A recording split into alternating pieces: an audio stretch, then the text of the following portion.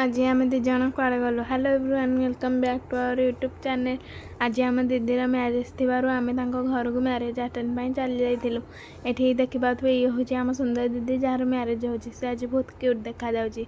Then आमर बरजात्री आसी जाइथिले, से आम समस्ते फैमिली लोक एकाठी होइकी बरजात्री प्रोसेसन को एंजॉय करथिलु। जीजू टे डांस करदेले।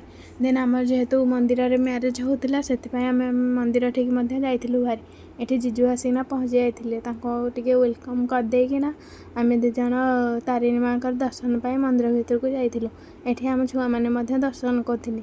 देन जेहेतु दीपर हो जाइथिला, बहुत गरम होउची, सेतिपय आम एठी भोजी खाया लाइन रे लगी जाइथिलु। बहुत लंबा लाइन, एथिरे पुणी गरम होउची, सेतिपय आम दु जण समस्ते एठी ठिया होइकिना लाइन रे भोजी आनिया पई ठिया जाइथिलु।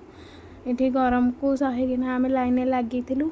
देखिए बहुत लोक भोजी खाऊँ। तापर आम भोजी धरिना आसी जाइथिलु।